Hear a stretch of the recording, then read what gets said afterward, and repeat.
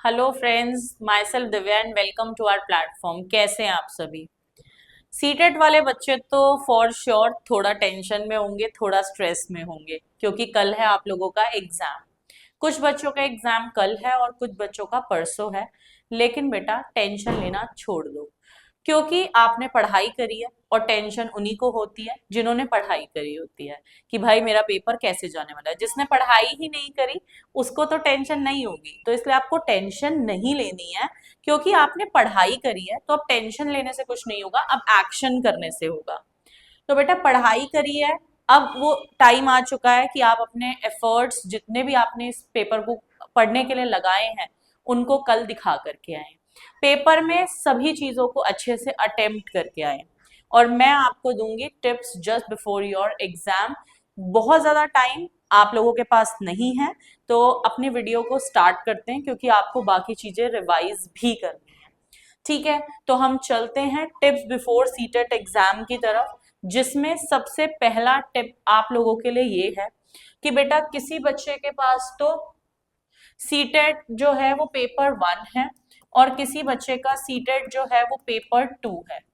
बेटा पेपर 1 अगर आपके पास है तो आपको पता है आपके पास 5 सब्जेक्ट हैं: सीडीपी, इंग्लिश, हिंदी,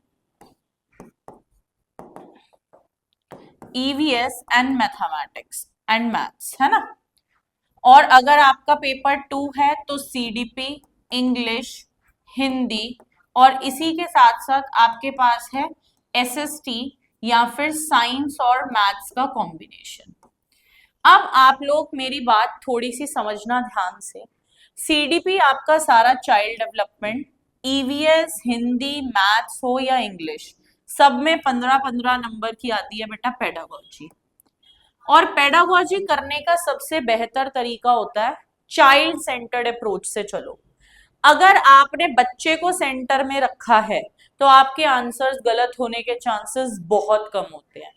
दो ऑप्शंस हम इजीली एलिमिनेट कर देते हैं, दिक्कत आती है बाकी के दो ऑप्शन में, उसमें से ढूंढो चाइल्ड सेंटर्ड अप्रोच। ठीक है, तो 15 नंबर की ईवीएस पेडागोजी, 15 की हिंदी, 15 की मैथ्स और 15 की इंग्लिश और 30 नंबर का ये टोटल मिला के 90 number child development and pedagogy के हो जाते हैं। सेम एज 15 इनके, 15 इनके, 15 इनके प्लस 20 नंबर इसके।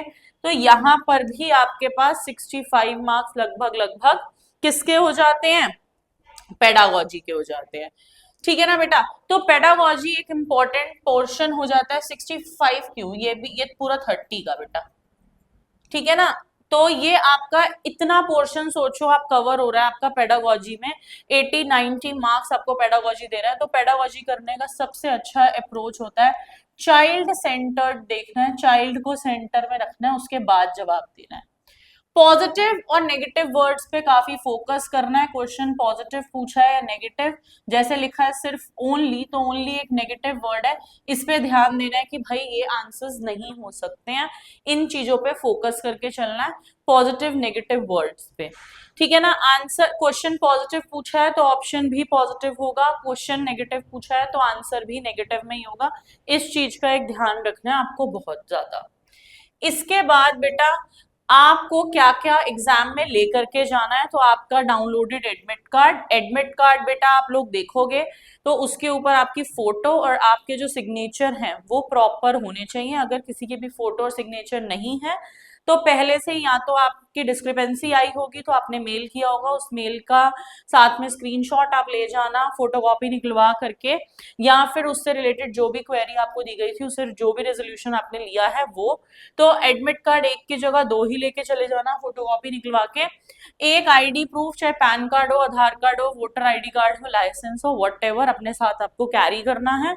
ब्लैक या blue ball point pen, water bottle transparent होनी चाहिए आप लोगों की। और कोई भी आपको पता ही है डिजिटल डिवाइसेस, आपकी डिजी वॉच हो गई या फिर कोई कैलकुलेटर एंड ऑल, ये सब अलाउड, सेलफोन नहीं होता है। ठीक है, तो ये आपको मस्ट कैरी करना है अपने साथ, एकदम रिलैक्स होके पेपर देना है, पेपर की टेंशन नहीं लेनी है। ठीक है बेटा, इसके बाद इंपॉर्टेंट चीज आती है लैंग्वेज। ये देखो, ये आपका सिग्नेचर ऐसा दिखना चाहिए और ऊपर फोटो दिखनी चाहिए, ये बात का ध्यान रखना। लैंग्वेज अगर आप देखोगे आपके एडमिट कार्ड पे यहाँ पे लिखी हुई है लैंग्वेज 1 हिंदी और लैंग्वेज 2 इंग्लिश।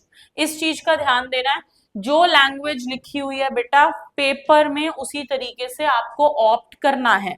मतलब पेपर अगर आप देखोगे तो जब सबसे पहले सीडीपी खत्म हो जाएगा उसके बाद आपके पास मैथ्स एंड ईवीएस होगा, अगर पेपर 2 वाले बच्चे हैं तो एसएसटी होगा, और लास्ट में हमारे पास होती है लैंग्वेज। उसमें 4 पेपर होंगे, एक इंग्लिश 1 लिखा होगा और एक पे लिखा होगा इंग्लिश 2, हिंदी 1 लिखा होगा और हिंदी 2। अब आपको क्या मार्क करना है, आपको इस चीज के बारे में ध्यान देना है कि अगर यहाँ पर आपने लैंग्वेज 1 हिंदी ली है और लैंग्वेज 2 इंग्लिश ली है तो आपको ये वाला पेपर और ये वाला करना है, आपको ये और ये अटेम्प्ट नहीं करना है। तो ध्यान से अपना पेपर देख लेना। अगर सबसे पहले लैंग्वेज 1 इंग्लिश लिखी है तो ये नहीं कि आप वही क्वेश्चन करना शुरू कर दोगे, अगर वही क्वेश्चन करोगे ओएमआर में फिल करोगे सारे आंसर्स हो जाएंगे गलत, और ओएमआर मिलती है सिर्फ एक बार, बार बार ओएमआर शीट नहीं दी जाती। तो ये ध्यान देना, इंग्लिश 1 अगर आपने करा लिखा है तो आपको इंग्लिश 1 जैसे इसने इंग्लिश 2 लिया है बच्चे ने तो आप इंग्लिश 2 करोगे और हिंदी 1 करोगे, ये दोनों नहीं करने हैं बेटा, ओएमआर में गलती हो जाएगी। मोस्ट इंपॉर्टेंट पॉइंट, लैंग्वेज में बच्चे बहुत गलती करते हैं, ठीक है। इसके बाद ओएमआर शीट देख लो बेटा, ओएमआर शीट इस तरीके की होगी आपकी जिसके अंदर आपको जैसे रोल नंबर है तो पूरी तरीके से ब्लैक करके इसको फिल करना है आपको ओएमआर को, और ओएमआर ठीक से फिल करना है। देखोगे तो 30 क्वेश्चन इसमें दे रखे हैं, 150 क्वेश्चन ही होंगे वहां पेपर में।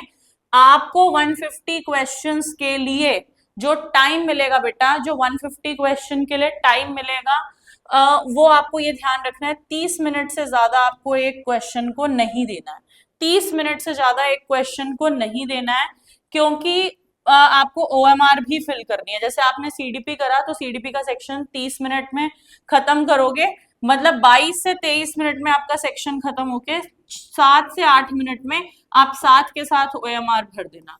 बच्चे करते हैं पूरा पेपर पहले फिर उसके बाद ओएमआर भरने बैठते हैं, वो सबसे बड़ी गलती होती है, क्योंकि एक भी मिस्टेक हुई तो आगे की सारी चीजें गलत हो जाती है। 15-15 करके या पूरे 30-30 करके भी आप ओएमआर फिल कर सकते हो कि अगर 15th क्वेश्चन में भी गलती हुई तो आगे 5-7 ही क्वेश्चन गलत होंगे, लेकिन अगर पूरे में हो गई तो ओएमआर में गलती हो जाती है। इंग्लिश में जनरली जैसे बच्चे यही करते हैं कि जब आप इंग्लिश शुरू करोगे या हिंदी शुरू करोगे तो आपके क्वेश्चंस गलत होने के चांसेस रहते हैं। तो आप इस चीज को बेटा मेक श्योर कर लोगे कि आपके क्वेश्चन गलत ना हो, 91 के बाद वाले स्पेशली ये इंग्लिश हिंदी के सेक्शन को अलॉट किए गए होते हैं। कुछ इंपॉर्टेंट टिप्स ये भी हैं कि बेटा अभी आपको पढ़ना क्या है, तो वाइगॉत्स्की और पियाजे कोलबर्ग ट्रायआर्किक थ्योरी और आपकी गार्डनर की थ्योरी, इनको प्लीज अच्छे से पढ़ लेना। इंक्लूसिव एजुकेशन का टॉपिक एक बार रिवाइज कर लेना, ये ऐसे टॉपिक्स हैं जिनसे क्वेश्चंस आते ही आते हैं। हिंदी हो गया या इंग्लिश हो गया, उनकी पेडागोजीज देख लो। अभी ये टाइम हमारे पास नहीं है कि हम बहुत ज्यादा चीजों पे एफर्ट्स डालें, लेकिन हाँ जो भी आपके पास टाइम बचा है इसको ऐसे यूटिलाइज कर लो कि जो आपको पता है श्योर आना ही आना है। एसएसटी वाले बच्चे हैं उनको पता है, उनका हिस्ट्री स्ट्रॉन्ग है, हिस्ट्री को एक बार रिवाइज कर डालो, ज्योग्राफी है तो ज्योग्राफी एटलीस्ट वहां एक भी नंबर ना कटे। तो आज के लिए इतना ही, और ज्यादा टाइम में आप लोगों का आज नहीं लूंगी क्योंकि आपके पास ज्यादा टाइम नहीं है। All the best to everyone, सभी को मेरी तरफ से बहुत बहुत शुभकामनाएं, आपका पेपर बढ़िया से हो, अच्छे से आप लोग अपना पेपर करके आए और आप अपना पेपर क्वालिफाई करके आगे बढ़े। तो इतना ही, all the best to everyone, सभी को मेरी तरफ से all the best, all the best.